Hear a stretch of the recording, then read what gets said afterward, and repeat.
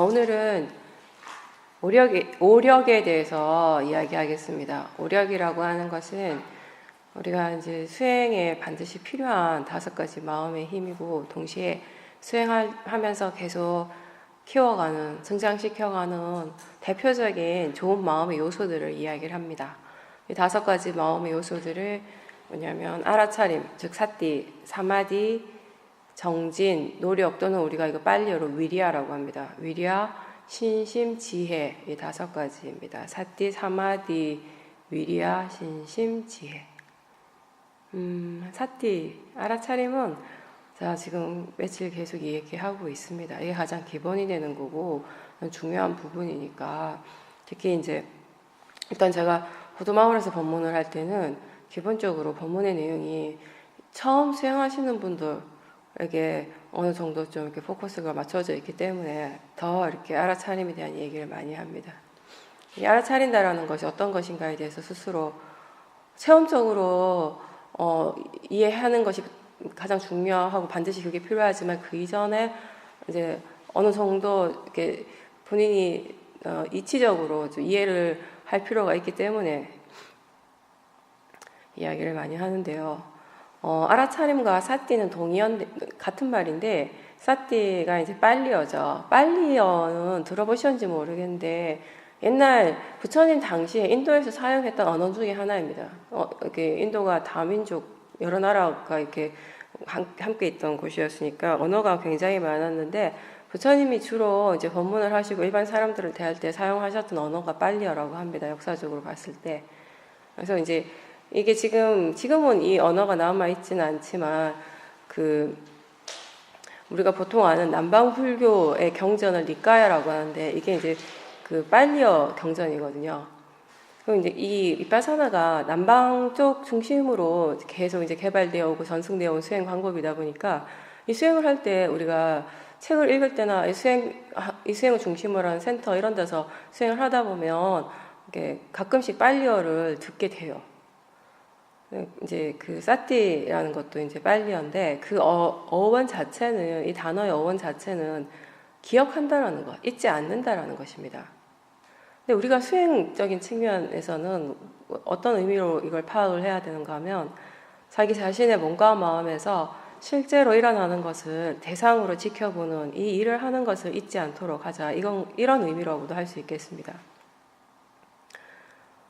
근데 이 알아차림이라는 것이요, 수행할 때만 나타나는 특별한 마음의 작용은 아니라고 했습니다. 일반적인 마음의 작용인데, 이제 보통의 그런 알아차림, 알미라고 하는 것은 항상 우리가 자기 자신이 아닌 바깥을 향해서 일어나고 있었다면, 수행의 가장 첫 번째 단계는 그런 바깥을 향한 마음의 관심을 자기 자신 쪽으로 이제 돌리는 것이라고 했습니다.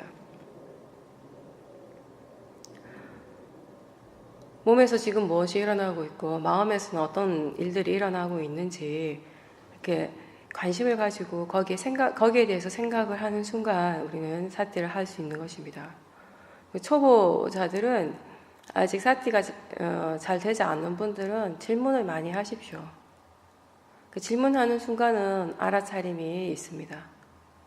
그리고 대상에 막 애를 쓰고 힘을 주고 집중하기보다는 지금 알아차리고 있는가, 지금 사띠 하는가, 지금 뭘 알고 있는가 라고 이렇게 질문해서 알아차릴 때는 그 사띠가 가볍게 됩니다. 이런 가벼운 느낌의 사띠를 계속 유지할 수 있도록 노력하십시오. 어떤 특정한 대상을 정해놓고 하는 것이 아니라 몸과 마음에서 실제로 일어나는 작용들은 어떠한 것이라도 다 상관없습니다. 마음이 알아차림할 수 있는 것을 알아차리도록 노력하는 것입니다. 근데 대상을 알아차림할 때 일반적으로 사람들이 어떤 마음으로 하는가 하면, 대상 자체를 잘 보고 싶어요. 대상을 좀 자세하게 보고 싶고 분명하게 보고 싶어 하는 그런 욕심, 그런 탐심이 자주 일어납니다. 이렇게 수행자들이 느끼기에 뭔가 본인이 대상을 분명하게 볼 때 자기 자신이 수행을 좀 잘하고 있는 느낌이 들거든요. 근데 생각해보면 대상을 분명하게 안다라고 하는 것은 대부분 뭐냐면은 그 대상의 관념적인 의미에 대해서 마음이 많이 관심을 두고 있는 상태입니다. 우리가 뭔가를 자세하게 본다, 자세하게 안다라고 하는 것은 그것의 관념적인 의미에 대해서 생각을 하고 있을 때이기 때문입니다. 근데 수행의 대상은 관념이 아니라 실제 하는 것이라고 했습니다. 그래서 대상을 자세하게 보려고 노력하지 말고 그냥 대상이 일어나고 있음을, 이런 작용들이 지금 일어나고 있음을 그냥 가볍게 알면 됩니다. 그렇게 실제 하는 것에 대한 알아차림을 하고 그 대상의 관념적인 의미가 아니라 그냥 그 실제 쪽에 가볍게 알아차림을 계속할 때 마음이, 수행하는 마음이 대상으로부터 조금씩 물러나고 있다는 걸 수행자가 느끼게 됩니다. 그리고 처음에는 사티를 할 때 한 번에 하나의 대상을 압니다. 볼 때 보는 것만 알고, 들을 때 듣는 것만 알고, 생각하는 것을 알 땐 오로지 그 생각하는 것만 알 수 있고, 하나를 아는 것도 쉽지는 않으니까요, 처음에는. 그리고 이렇게 처음에 하나의 대상을 알 때는 대상 자체에 대해서 뭔가 집중하는 느낌이 함께 있어요. 그리고 마음이 대상을 열심히 쫓아다니고 있습니다. 그때는 사티를 하는 게 스스로, 수행자 스스로가 뭔가 약간 이렇게 번다하고 바쁜 일처럼 느껴지기도 합니다. 이제 점점점 사티가 능숙해지면서 하나의 대상만 아는 것이 아니라 하나의 대상을 알면서 동시에 다른 대상도 아는 그런 사티를 할 수 있게 됩니다. 여러분들이 지금 이 순간 듣고 있습니다. 근데 들으면서 동시에 보고 있습니다. 그리고 듣고 있고 보고 있고 동시에 느끼고 있습니다. 이러한 것들을 여러분이 한꺼번에 알 수가 있습니다. 분명히. 처음에는 그게 조금 힘들지만 사티가 능숙해지면 그냥 자연스럽게 알아지게 되는 것이에요. 이런 것들이. 이렇게 여러 가지 대상을 한꺼번에 알게 될 때 마음을 수행하는 마음은 가만히 지켜보면 대상 자체에 대한 집중을 확실히 덜 하게 되고 알아차림 자체가 이미 가볍게 되고 있는 상태입니다. 근데 이렇게 알아차림이 능숙해지고 한 번에 여러 대상들을 한꺼번에 아는 이러한 과정들이 내가 그렇게 만들 수 있는 것은 아니고 수행의 체험을 통해서 그 과정에서 일어나는 여러 가지 이해들을 통해서 자연스럽게 얻어지는 결과인 거죠. 대상은 대상 자체의 고유한 성질대로 알아지고 있고 마음은 마음의 그 고유한 성질대로 아는 일을 계속 해 나가는 것입니다.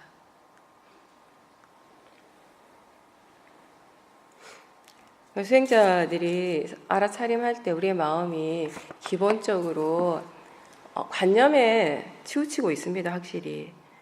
다 관념을 알고 있어요. 그게 지금까지 우리가 살아온 방식이니까. 뭔가를 인식을 할 때 대상을 안다고 우리가 그걸 알 때 우리에게 인식되어지는 그 대상은 항상 관념적인 대상이었기 때문에 수행을 한다고 해서 갑자기 실제 하는 것들이 바로바로 알아지지는 않죠. 그래서 마음이 여전히 관념의 대상으로 치우쳐져 있을 때 수행자는 그때 실제 하는 것이 뭔지, 실제 하는 작용, 지금 알아차릴 수 있는 실제가 뭔지를 스스로에게 인지시켜 주는 겁니다. 마음은 아직 실제라고 하는 것에 대한 이해가 없습니다. 없지만 나는 들어서 아는 정보가 있죠. 그런 정보를 자꾸 일깨워 주는 겁니다. 그렇게 해서 조금씩 마음이 실제 하는 쪽으로 관심을 기울일 수 있도록 해 나가는 것입니다. 수행은 모든 것이 어느 날 갑자기 한순간에 세상이 확 달라지는 그런 일이라기보다는 조금씩 변해갑니다. 수행을 하는 만큼 그 수행의 과정에서 조금씩 달라져 가는 과정입니다. 그것은 다시 얘기하면은 우리가 지금까지 내가 알지 못했던 것들을 계속 새롭게 이해해 가는 과정이기도 합니다. 번뇌의 마음은 항상 관념에 집중하고 있어요. 번뇌가 바라보고 있고 번뇌가 초점을 맞추고 있는 건 항상 관념입니다. 관념만을 보고 그 관념을 믿을 때 번뇌가 일어날 확률이 아주 많습니다. 근데 여기서 조심해야 될 건 그렇다고 해서 관념이 번뇌는 아니라는 거예요. 관념은 그냥 관념일 뿐입니다. 관념적인 작용이 일어나는 것일 뿐인데 우리의 마음이 그 관념이 전부라고 믿고 그 관념에만 집중을 하고 그 관념을 따라갈 때 번뇌가 일어나기가 쉽다라는 겁니다. 반면에 지혜의 마음은 무엇이 실제인가를 알고 있습니다. 그 실제 하는 쪽에 관심을 두고 있습니다. 예를 들어서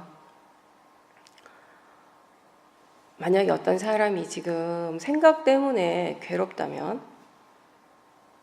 그러면 그 사람이 지금 알고 있는 것, 지금 보고 있는 것은 과연 무엇일까요? 생각하는 마음 그 자체일까요? 생각하는 마음에서 일어나고 있는 그 내용일까요? 생각 때문에 우리가 괴롭다면 그것은 100% 내용 때문입니다. 우리를 괴롭게 하는 것은 생각하는 마음 그 자체가 아니라 생각하는 작용 그 자체가 아니라 그 마음에서 일어나고 있는 내용입니다. 그 내용을 진짜라고 보고 있을 때 우리의 마음은 괴로워진다라는 거죠. 괴롭거나 생각의 내용 때문에 행복하거나 즐겁거나 어차피 둘 다 번뇌의 마음입니다. 생각하는 마음은 단지 그렇게 생각하는 작용일 뿐입니다. 보는 것은 그냥 단지 보는 거인 것처럼, 듣는 것은 단지 그냥 듣는 거인 것처럼,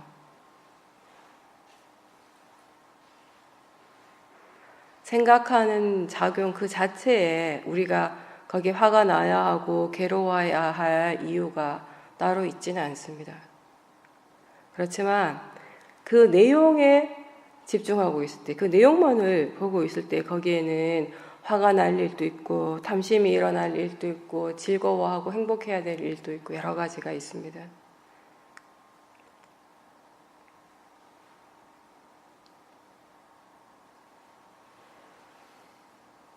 수행의 바른 대상은 그 내용이 아니라 관념적인 부분이 아니라 실제로 지금 일어나고 있는 마음의 작용이라는 것을 항상 기억하십시오. 그리고 좀 더 수행이 능숙하신 분들은 수행을 어떻게 하냐면 무조건 실제를 봐야 한다고 스스로에게 강요하는 것이 아니라 그렇게 마음이 관심을 실제적으로 기울일 수 있도록 우리는 그렇게 생각을 해주는 거예요. 지금 어떤 것이 실제 하는 것인가를 스스로에게 인지시켜 주는 거죠. 근데 그렇게 하더라도 마음은 여전히 관념을 쫓아갈 때가 많습니다. 그럼 그렇다면은 우리가 또 해야 될 건 뭐냐면은 그렇게 관념을 쫓아가는 그 마음의 진행 과정을 또 대상으로 지켜볼 수 있어야 한다는 겁니다. 마음이 관념을 대상으로 하고 실제 하는 것을 대상으로 할 때 무엇이 어떻게 다른가, 어떠한 것이 정말 나에게 이익이 되는 건가, 어떤 것이 더 가치 있는 일인가를 이렇게 충분히 서로 다른 두 가지의 과정들을 충분히 지켜보면서 수행자의 마음엔 거기에 대한 이해가 생기는 겁니다.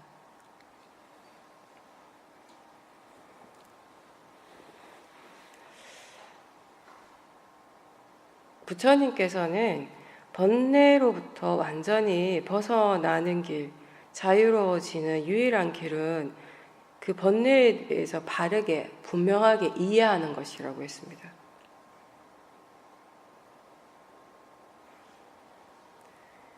부처님 가르침의 가장 근본적인 핵심은 뭐냐면 우리가 부처님이 45년간 깨달으신 다음에 45년간 설법을 수없이 많이 하셨는데 그 많은 설법을 우리가 이제 상징적으로 84,000 법문이라고 이렇게 얘기를 하죠.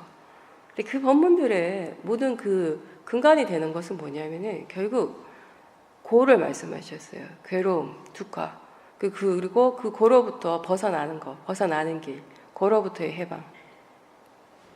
그 고로부터 괴로움으로부터 벗어나는 것은 부처님의 가르침은 바로 그거예요. 그 괴로움, 두카라고 하는 것을 완전하게 이해하는 것.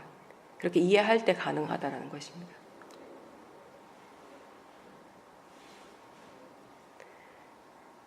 그리고 부처님이 우리에게 가르쳐 주신 그 번뇌로부터 벗어나고 번뇌를 하기 위해서 우리가 무엇을 해야 하는가. 그것이 바로 자기 자신의 몸과 마음에서 일어나는 모든 것들을 바른 견해로 지켜보는 것에서부터 이제 시작한다라는 겁니다.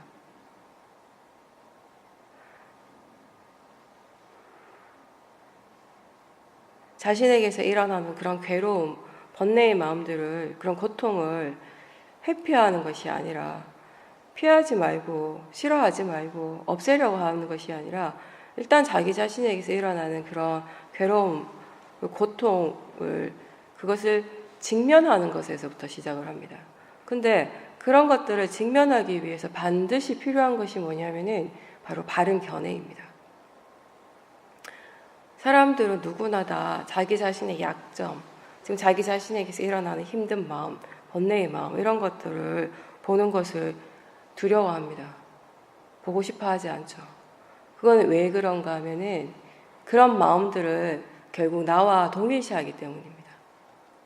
내 마음이라고 믿고 그것이 내가 일으킨다라고 그렇게 믿기 때문에 그런 마음들을 보는 것 자체가 상당히 고통스러운 겁니다. 그 마음도 고통스러운 마음이지만 그것을 보는 마음은 더 힘들고 고통스럽다라는 거죠.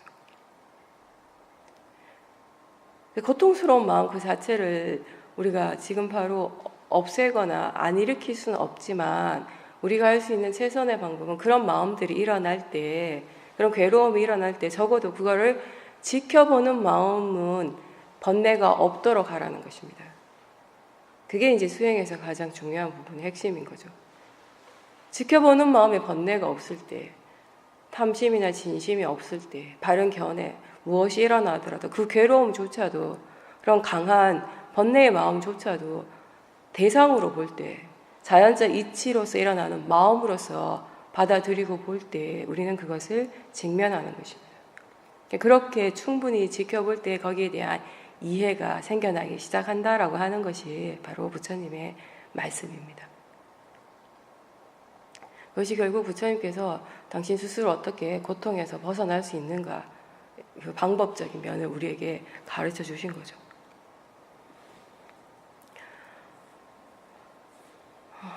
그 번뇌라고 하는 것도 결국 마음이에요. 물질이 아니라 마음이죠. 화의 마음이고 탐심의 마음이고 어리석은 마음입니다. 모든 마음은 다 실제입니다. 빠라마타. 우리가 이것을 법이라고 하죠. 번뇌도 법입니다. 불법이 아니라 법인데 이 법이라고 하는 건 매 순간 우리에게 일어나고 있어요. 선법도 있고 불선법도 있고. 그러니까 번뇌는 일어나지 말아야 될 것이 아니라 다만 불선법인 거예요. 바르지 않는 법이라는 거죠. 우리가 짧게 보면 하루 동안에 잠에서 깨어나는 순간부터 잠들기 직전까지, 길게 보면 일생 동안 이 빠라마타, 법이라고 하는 건 우리 몸과 마음을 통해서 끊임없이 일어나고 있습니다. 잠시도 쉬지 않습니다.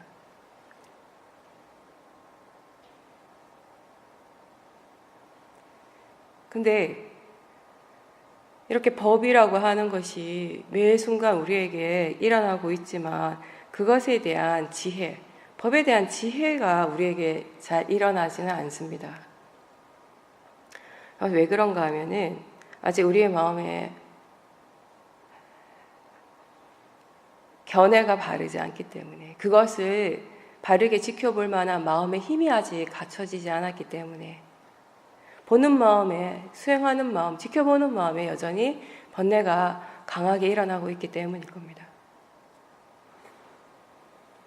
그런 작용들을 대상으로 지켜보는 그런 수행을 우리가 지금 아직까지는 능숙하게 하지 못하기 때문에 마음의 번뇌는 여전히 강하고 지혜가 약합니다.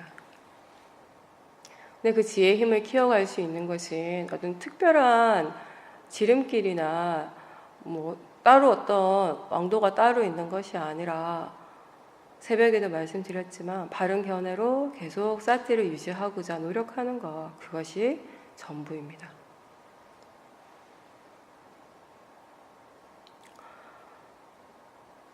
지금 자기 자신에게서 일어나는 것이 본인의 마음이 들지 않을 때, 그게 싫을 때, 그 대상을 빨리 없애려고 수행을 하는 것이 아니라 사실상 그러한 대상들을 향해서 자기 자신에게서 일어나는 그 싫어하는 마음, 못마땅해 하는 마음, 또는 좋아하는 대상에 대해서 집착하는 마음을 이해하기 위해서 우리는 수행을 하는 겁니다. 그리고 그것을 이해했을 때 그런 번뇌로부터 우리가 덜 괴로워진다라는 거죠. 번뇌를 이해한다라는 것은 이해한 만큼 그 번뇌로부터 우리가 자유로워지는 것을 이야기를 합니다.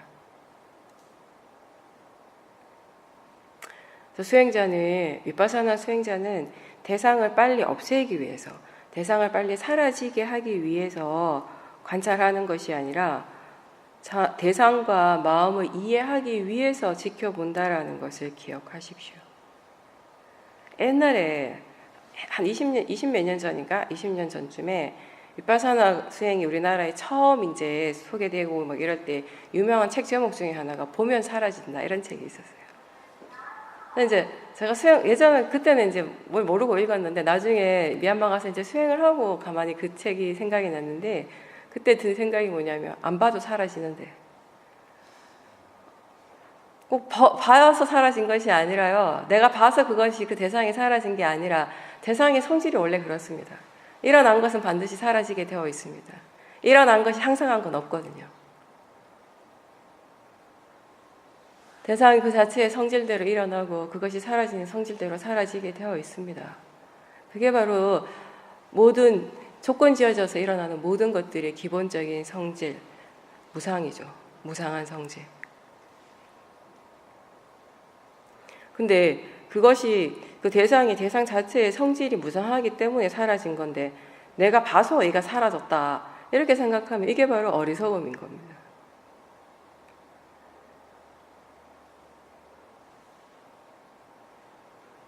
내가 사라지게 할 수 있는 것도 아니고 또 사라지게 하고 싶다 하는 그런 마음이 일어난다면 그건 결국 탐심이고 집착하는 마음이에요. 그리고 또 내 마음대로 되지 않는다고, 사라지지 않는다고 그것에 대해서 화를 내고 불만족스러워 한다면 그 마음은 또 진심입니다. 화의 마음입니다. 그러면 이렇게 대상을 향해서 끊임없이 우리 자신에게서 일어나는 화나 집착의 마음은 어떻게 해서 극복되어질 수 있는가? 그것은 대상을 알아차림하는 마음이 조건이 변할 때 가능합니다. 그 대상을 어떻게 하고자 하는 집착이나 탐심이나 진심의 마음이 아니라 난 대상을 대상으로서 알아차리고 그리고 그 대상과 마음에 대해서 이해하고자 하는 그런 마음의 조건이 되었을 때 대상을 향한 그런 번뇌는 자연스럽게 사라진다라는 것입니다.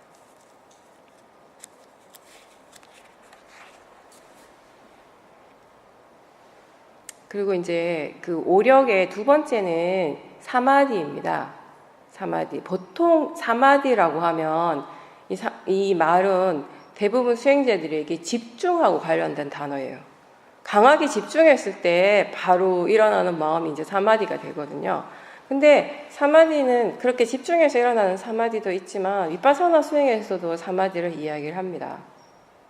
사마타 수행을 통해서 얻어지는 그런 강한 집중에서 오는 사마디하고는 전혀 다른 것인데 기본적으로 여기서 말하는 사마디라고 하는 것은 뭐냐면은 마음의 상태가 고요하고 평온하면서 무엇보다도 지금 현재 일어나는 대상들에 대해서 마음이 즉각적으로 반응하지 않는 상태예요. 우리 마음이 번다한 거는요. 가만히 한번 잘 지켜보세요. 오늘 수행하시면서. 왜 내 마음이 이렇게 번다 할까? 마음이 이렇게 들뜨고 있고 마음이 이렇게 번다한 건 무엇 때문인가? 왜 그런가를 보면은 결국은 일어나는 대상들에 대해서 마음이 계속 반응하기 때문이에요. 탐심이나 진심이 대상을 향해서 탐심이나 진심이 일어나고 있어요. 끊임없이. 그러니까 우리가 스스로 느끼기에 항상 자기 자신이 뭔가 들떠있고 뭔가 번다하게 느껴지는 거죠. 근데 이렇게 일어나는 대상들에 대해서 마음이 왜 그렇게 반응하는가? 결국 그건 견해의 문제예요. 어떤 대상이 일어날 때 이 대상이 좋은 것이다라고 마음이 그렇게 생각하고 보면 반드시 거긴 탐심이 일어납니다. 어떤 대상에 대해서 마음이 이거는 좋지 않은 것이다라고 판단을 하고 있다면 거기엔 반드시 진심이 일어나겠죠. 싫어하는 마음도 있고 동시에 그걸 빨리 없애고 싶어하는 탐심도 일어날 겁니다. 이렇게 탐심과 진심은 거의 함께 있어요. 뭔가 싫어하는 것, 본인이 강하게 싫어하는 것이 일어날 때, 강한 진심이 있을 때 동시에 일어나는 탐심은 뭐냐면 그게 빨리 사라졌으면 하는 거예요. 빨리 없어져 줬으면, 그래서 내가 빨리 편해졌으면, 이런 탐심이 항상 함께 있어요. 그리고 강한 탐심이 있을 때 어떻게 되었으면, 이런 식으로 내가 원하는 데 이루어졌으면 하는 강한 탐심이 있을 때는 거기에 반드시 불안한 마음이 있어요. 그렇게 되지 않으면 어떡할까?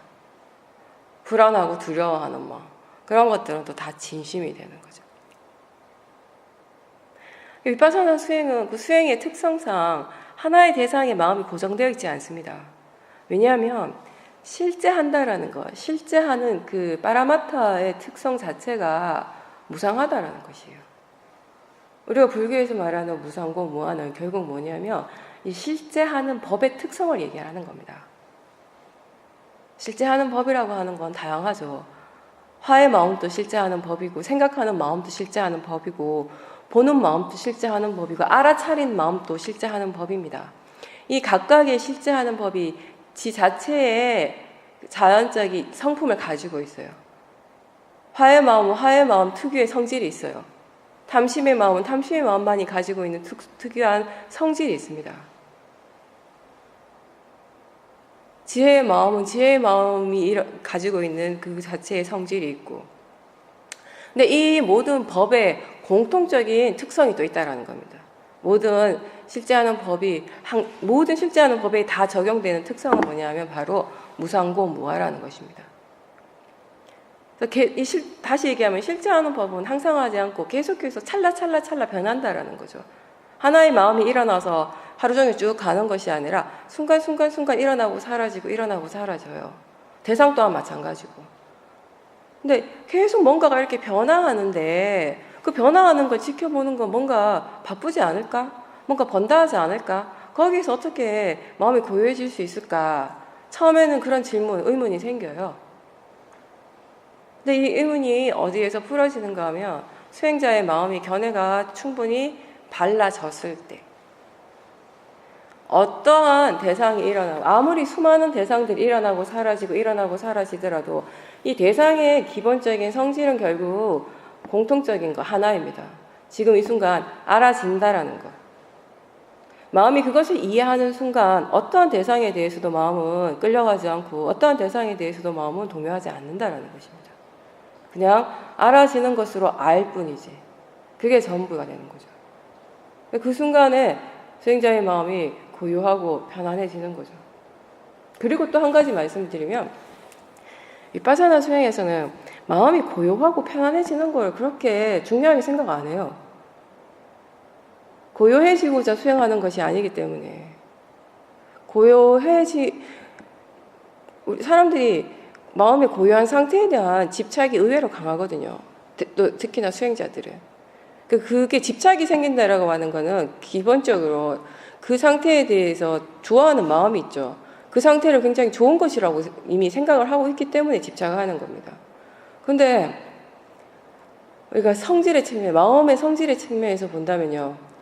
고요한 마음이나 고요하지 않는 마음이라는 점에서는 같고, 그리고 지금 이 순간 알 수 있는 대상이라는 점에서는 같습니다. 대상이라는 측면에서 본다면 어떤 것이 더 좋고 나쁨이 아니라 고요한 마음도 그냥 대상이고 고요하지 않는 마음도 그냥 대상입니다.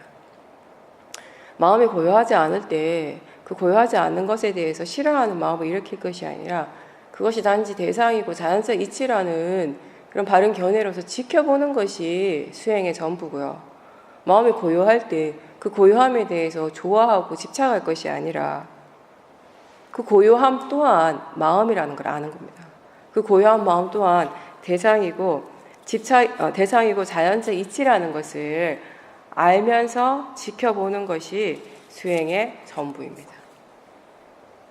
그래서 위파사나 사마디, 우리가 그냥 쉽게 그렇게 표현을 하는데, 이 사마디는 집중해서 오는 그런 이렇게 쭉 가라앉는 그런 고요함이 아니라, 대상은 그냥 단지 대상으로 알기 때문에 무엇이 일어나더라도 나의 관점이 아니라 자연적 이치로서 보고 있기 때문에 어떠한 대상에 대해서도 마음이 반응하지 않는 상태, 고요하게 머물러 있는 그런 상태를 이야기를 합니다.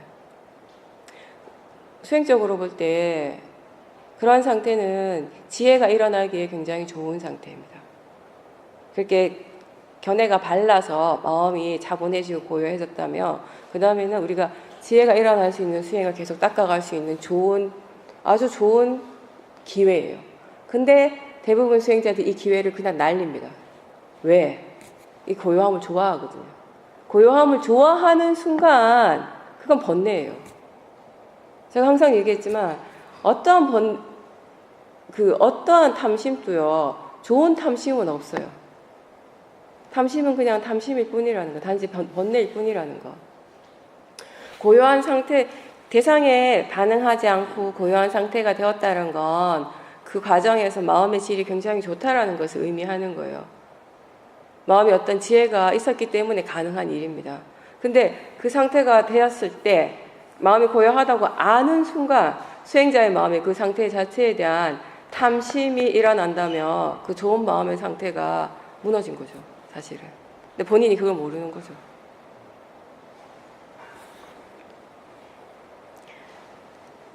고요할 때, 마음이 고요할 때 그때 모든 것이 멈춘 상태가 아니라는 걸 아셔야 돼요.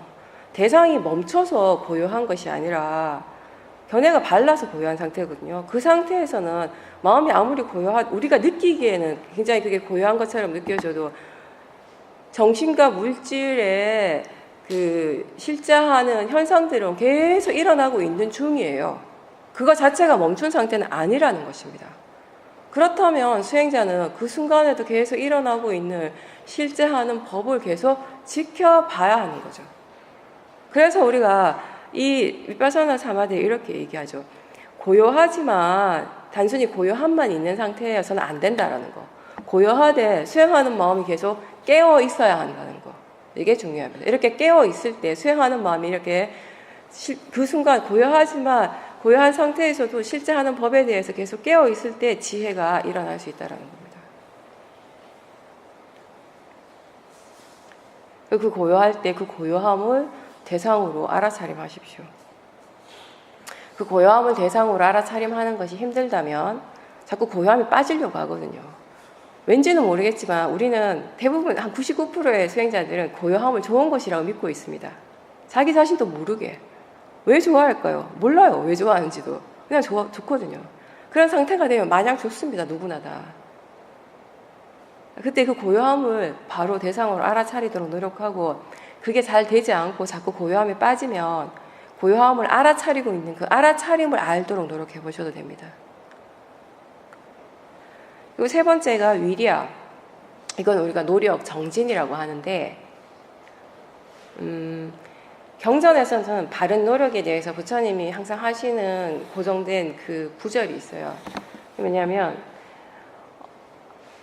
이미 일어난 선법의 마음은 계속 일으키도록 노력하는 것, 그리고 아직 일어나지 않는 선법의 마음은 일으키도록 노력하는 것, 그리고 이미 일어난 불선법의 마음은 제거하도록 노력하는 것, 아직 일어나지 않는 불선법의 마음은 계속 일어나지 않도록 노력하는 것, 이 네 가지에 대해서 말씀을 하세요.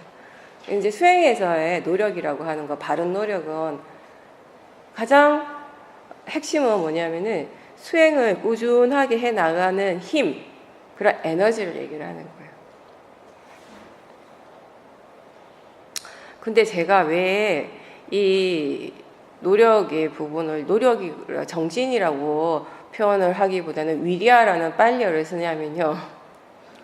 노력, 정진 이런 말을 하는 순간 이 단어 자체가 우리에게 주는 느낌이 뭐냐면 굉장히 애를 쓰는 것, 뭔가 어떤 특정한 목적을 가지고 그 결과를 얻기 위해서 엄청 애쓰는 것, 그런 걸 우리에게는 이미 인식에는 그게 딱 박혀 있거든요. 노력 그랬을 때 힘주고 막 목표 달성, 어떤 성취욕하고 노력하고 함께 항상 이제 우리에게 와닿게 되거든요. 근데 어떤 일을 할 때 그것을 이루려고 하는 그 마음의 그 원동력이 탐심이라면 그거는 절대 바른 수행적인 측면에서 봤을 땐 바른 노력은 아니라는 거죠. 수행을 계속 꾸준하게 해나가는 에너지, 그런 힘을 얘기를 하되 그 수행하는 마음의 그 과정에서 탐심이 없는 상태여야 한다는 거죠. 그럴 때 우리가 바른 노력이라고 얘기를 합니다. 이론적으로는 그런데 실질적으로 현실에서 우리에게 일어나는 건 탐심이 많이 일어나요. 수행 자체에 대한 탐심, 어떤 특정한 상태나 대상에 대한 탐심. 그렇다면 그때 수행자가 해야 될 바른 노력은 그 탐심 자체를 다시 대상으로 자연적 이치로서 보고자 하는 노력이 되는 겁니다. 우리가 지금까지 살아오면서 계속 어떤 목표를 정하고 그리고 그 목표에 도달하기 위해서 그걸 달성해내기 위해서 항상 힘을 쏟고 힘껏 애쓰고 이런데 너무 익숙해져 있기 때문에 수행도 자꾸 그런 식으로 하려고 하거든요. 그래서 제가 자꾸 힘을 빼라고 얘기합니다. 힘을 주지 않는 것 자체가 수행인데 자꾸 힘을 주니까 힘 빼는 것에서부터 시작하라는 거죠. 힘을 빼고 근데 수행하다 보면 또 힘이 들어가요. 수행하다가 자기 자신이 지금 뭔가 힘들다 느껴지면 지금 어떤 마음으로 수행하고 있는지 점검하십시오. 반드시 견해의 문제입니다. 이거는 견해가 바르지 않을 때 힘이 들어가게 되거든요. 애를 쓰게 돼요. 위파사나 수행은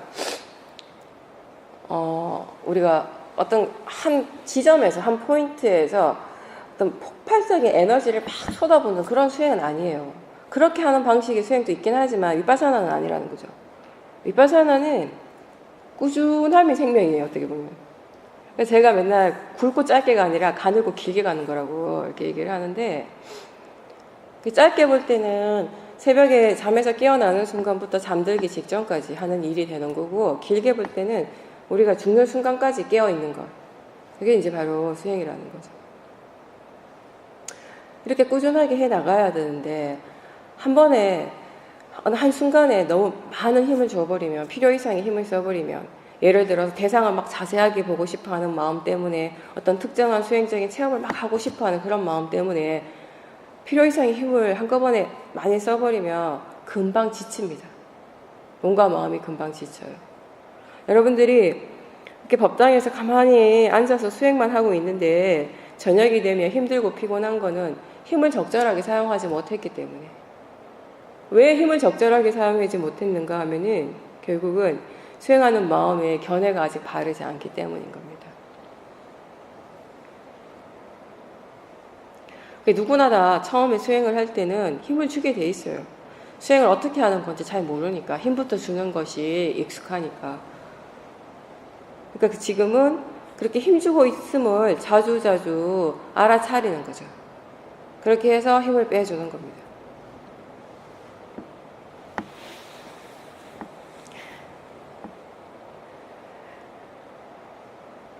지금 어떤 견해로 어떤 마음가짐으로 수행하고 있는지 자주 점검하고 수행 자체에 대해서 뭔가 바라는 그런 결과가 있는지 지금 일어나는 대상에 대해서 좋아하거나 불만족스러워하는 마음이 있지 않은지 또는 없애고 싶어하는 마음이 있지 않은지 집착하고 있지 않은지 이런 마음들이 일어나고 있는가를 항상 주의를 기울이고 지켜보셔야 합니다. 이러한 마음들은 대상 쪽에서 일어나는 것이 아니라 수행하는 마음에서 일어나는 것입니다.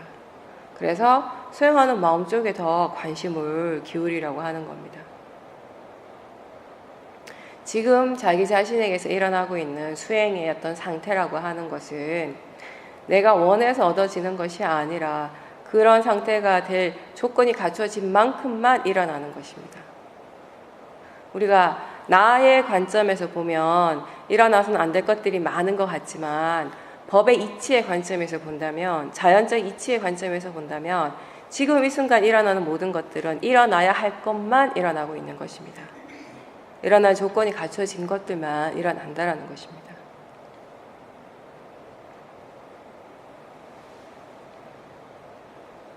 처음에 우리가 수행을 할 때는 수행을 어떻게 해야 되는지 잘 모르기 때문에 내가 힘을 주게 될 수밖에 없어요. 내가 하는 노력이 어느 정도 들어가게 돼 있습니다. 지금 사띠하고 있는지 알아차리든지 자꾸 의도적으로 물어보고 견해가 어떤지 자꾸 의도적으로 확인하고 스스로에게 자꾸 인지시켜주고 이런 것들이 사실 내가 하는 노력이 되는 것이거든요. 근데 그런 노력이 전혀 없다면 처음부터 수행을 잘할 수 있는 사람은 거의 없습니다. 그런 노력들이 수행을 할 수 있게 하는 힘이 되는 거죠, 처음에는. 그렇게 해서 점점 수행이 익숙해지며 충분히 능숙해지게 되면 그때는 내가 뭔가 하려고 하지 않아도 됩니다. 마음이 알아서 수행을 하고 있기 때문에. 이런 상태를 우리가 자연스러운 노력이라고 합니다. 노력이 두 가지가 있는 거죠. 두 가지 단계가. 처음에는 내가 어느 정도 의도적으로 일으키는 노력. 들어서 아는 정보를 자꾸 일깨워주고 활용하는 것. 이렇게 해서 수행이 계속 이어지고 마음이 수행 자체에 대한 이해가 충분해졌을 때는 내가 뭔가를 할 필요가 전혀 없습니다. 마음이 그냥 자연스럽게 하는 노력이 일어나게 되는 겁니다.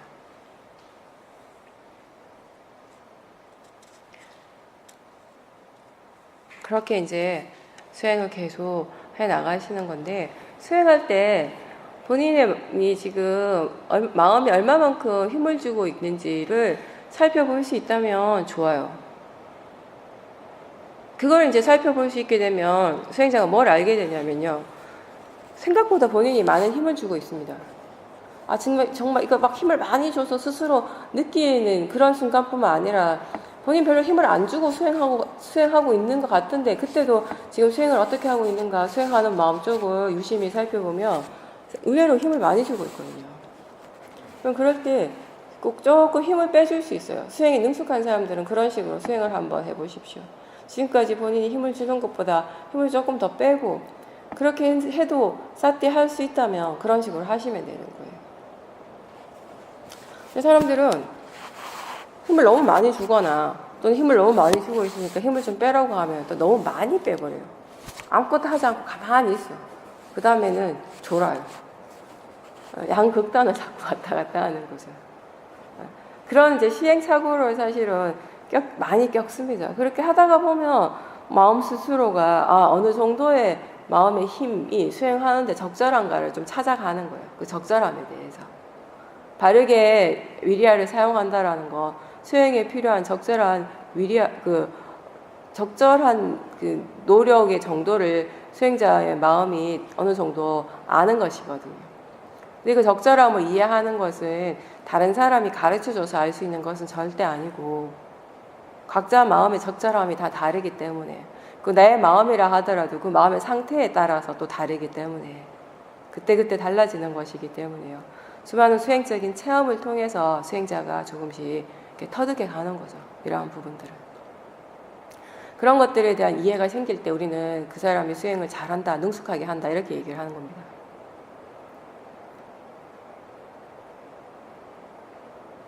여러분들이 처음 수행할 때는 약간 어떤 식이 마음이 어떻게 진행하는가 하면, 새벽에 수행이 좀 잘 돼요. 졸리지만 않으면. 밤에 잠만 좀 잘 주무셨으면 새벽에 수행이 좀 잘 됩니다. 새벽하고 아침에 좀 잘 돼요. 그리고 이제 조금 시간이 지나면 약간 마음의 질이 조금 떨어지기도 합니다.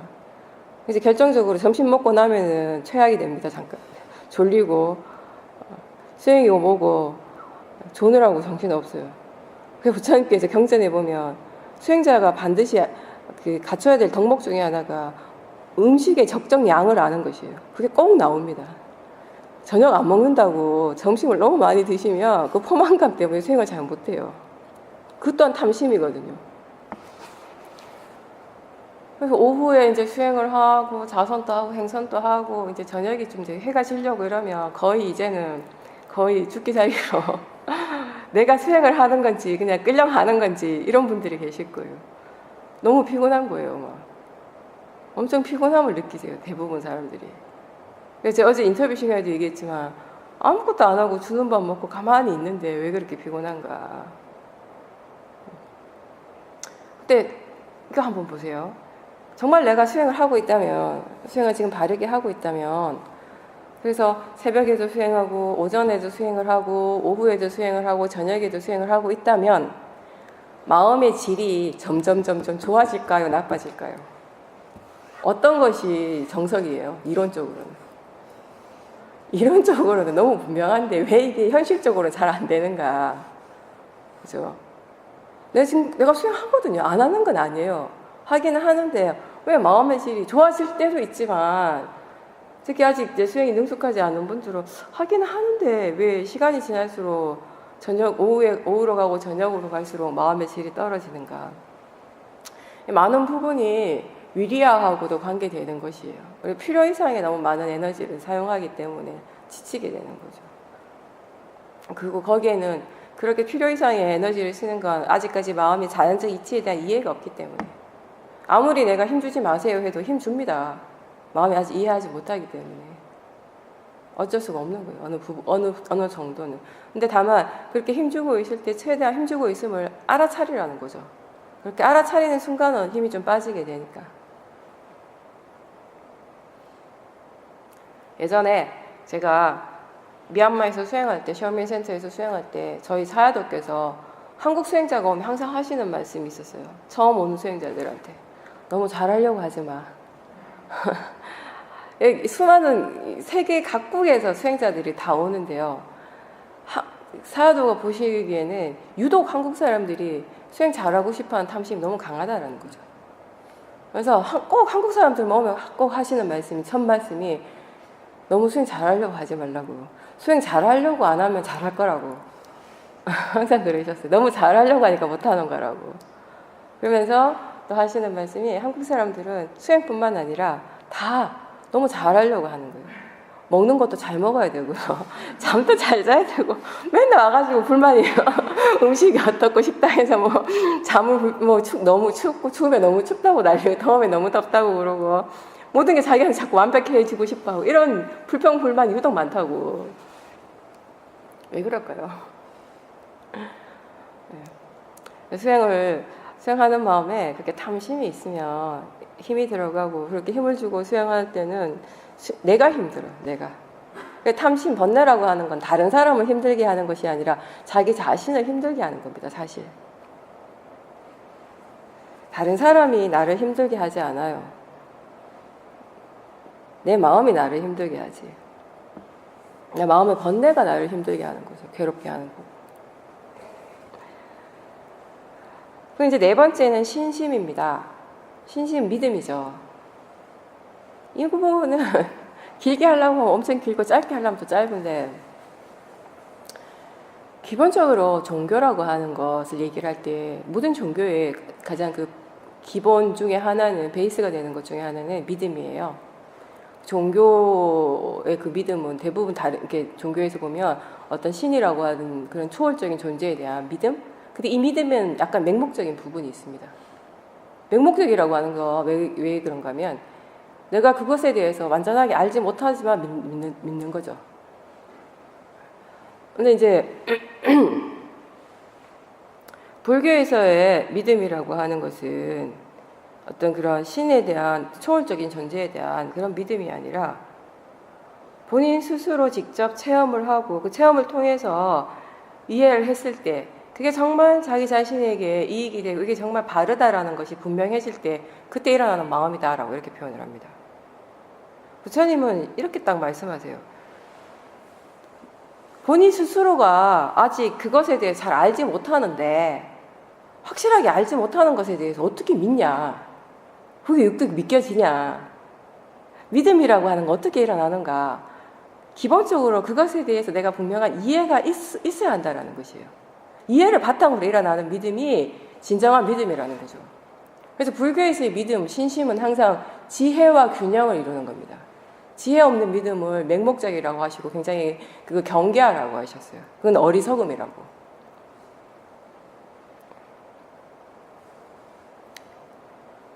우리는 불교가 종교이긴 하지만 사실 뭐 신에 대한 이야기를 하지 않죠. 자기 자신에 대한 얘기를 항상 합니다. 신에 대해서 별로 궁금하게 생각 안 해요. 자기 자신에 대해서 궁금해하지. 이제 이 신심의 부분을 부처님께서는요, 당신 자신에게도 그렇게 적용을 시키셨어요. 제자들한테 말씀하시기를 스승의 그 참다운 가치를 스스로가 각자가 직접 확인할 수 있도록 잘 관찰하고 수행하라고. 그리고 이제 제자들에게 내가 말한다고 해서, 내가 너희들의 스승이라고 해서, 내가 열애라고 해서 내 말을 무조건적으로 그냥 다 믿고 받아들이는 것이 아니라 잘 검사를 하라는 거예요. 잘 살펴보라는 거예요. 살펴보고 검사하는 게 딴 게 아니라 우리가 수행을 통해서 일어나는 그 지혜의 마음으로 보라는 거죠. 내 스스로 지혜가 있을 때 그 상대방이 말한 이 말이 정말 바른 법인가 아닌가를 선택할 수 있다라는 것이에요. 그걸 우리가 알 수 있다라는 거죠. 그래서 내가 말한 법을 수행하는 데 있어서도 부처님 말씀하시기를 그 법을 수행함에도 있어서도 맹목적인 것이 아니라 금 전문가가 그 금이 정말 질이 좋은 금인지 아닌지 알기 위해서 그거를 불에 그슬려 보기도 하고 잘라 보기도 하고 그 문질러 보기도 하는 것처럼 그렇게 다양한 검사를 하는 것처럼 나의 그 법에 대해서도 그 어떤 흠이라든지 잘못된 것이 있지 않은지 어떤 유익함이 있는 것인지 스스로 잘 살펴보고 그걸 알기 위해서 열심히 수행을 해라 이런 말씀을 하셨어요.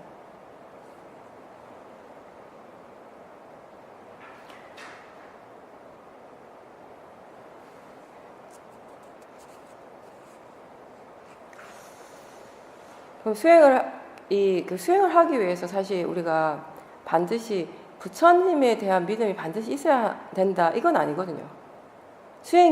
다시 얘기하면 수행이 그 불자들, 부처님을 믿는 사람한테만 적용되는 일은 아니라는 거예요. 그죠? 수행이 특별한 것이 아니라 지금 자기 자신에게서 일어나는 모든 실제 하는 것들을 대상으로서 그리고 자연적 이치에서 관찰하는 거거든요. 이거는 절에 다니는 사람도 할 수 있지만 교회 다니는 사람도 할 수 있어요. 성당 다니시는 분도 할 수 있고 이슬람을 믿는 사람도 할 수 있어요. 이 일은 누구나 다 할 수 있는 일입니다. 근데 다만 이제 이 불자라면은 우리가 그 기본 마음의 불법승 삼보에 대한 믿음이 있는 거겠죠. 근데 불자가 아니라 하더라도 기본적으로 수행하는 사람, 수행자들에게 필요한 믿음은 과연 뭐냐면요. 지금 자신이 하고 있는 이 일에 대한 신뢰라는 거죠. 이 일 자체에 대한 믿음이에요. 지금 하고 있는 수행 자체에 대한 믿음. 이것이 정말 나에게 유익하다라는 것이 분명해질 때 거기에 대한 믿음이 생기는 거예요. 신뢰가 생기는 거고. 그런 믿음은 결국 우리가 수행을 계속해 나가게 하는 추진력이 되는 거, 원동력이 되는 겁니다. 그런 식으로, 그런 쪽에서 우리는 이제 수행적인 측면에서 신심을 받아들이고 이해하는 겁니다. 실제로, 제가 위파사나 수행 이렇게 하면, 호두마을도 그렇고, 다른 곳에서도 이제 법회를 할 때, 불자 아닌 분들도 많이 오시거든요. 근데 그렇다고 해서 그분이 뭐 성당을 다닌다고 해서, 다른 종교를 믿는다고 해서 수행하는 것 자체가 종교가 달라서 힘든 건 없어요. 본인이 수행이라고 하는 건 본인이 얼마만큼 바르게 노력하는가 그만큼 결과가 오는 것이지 불자건 불자가 아니건.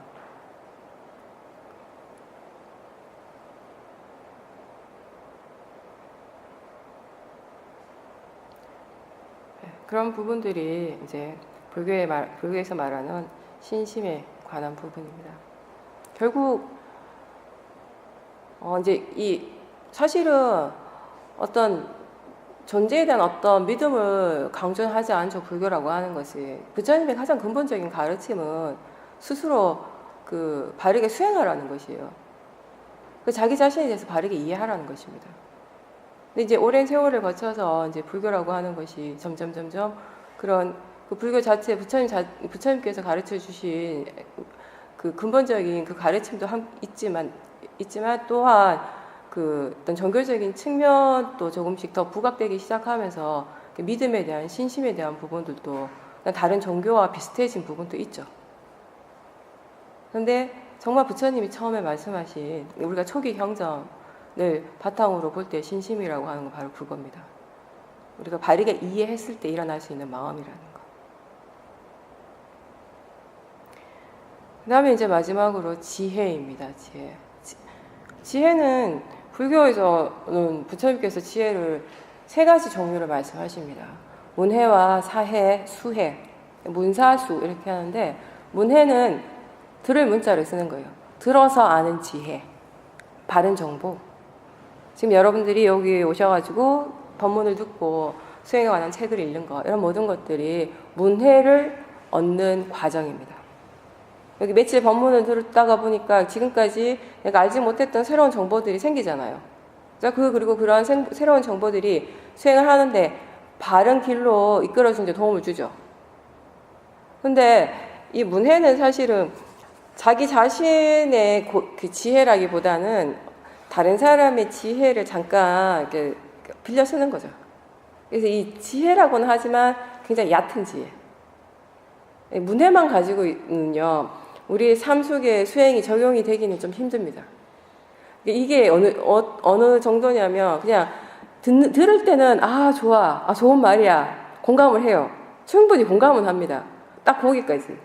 일상생활로 딱 돌아가면 공감은 했는데 적용은 잘 안 돼요. 그러니까 뭔가 알긴 알 것 같은데 어떻게 해야 되는지 잘 모르는 상태. 이제 그런 다음에 사해라고 하는 거, 들어서 아는 것, 다른 정보를 바탕으로 이제 우리가 바르게 생각할 수 있는 지혜가 생기게 되는데, 다른 어떤 것보다 이 사해의 부분에서는 제가 많이 얘기를 하는 것은 이거죠. 수행을 어떻게 해야 하는가에 대한 생각? 사람들이 일상생활 속에서 수행이 잘 될 때도 있지만 안 될 때가 더 많을 겁니다. 그러면 자꾸 상황 탓을 해요. 대상 탓을 하고. 지금 내 주위 환경이 너무 복잡하고 이 일이 너무 힘들고 저 사람들이 너무 거칠고 이 많은 사람들 중에 나만 수행하고 그러니까 수행을 못하겠고 이런 마음들이 계속 일어난다고요. 그러니까 결국 뭐냐면 이래서 수행이 안 되고 저래서 수행이 안 돼요. 그렇게 생각하면 아 이런 환경 이런 조건들 속에서 내가 수행 어떻게 하겠냐, 너무 수행하기 너무 힘들다 이렇게 생각하면 게임 끝. 수행 못합니다.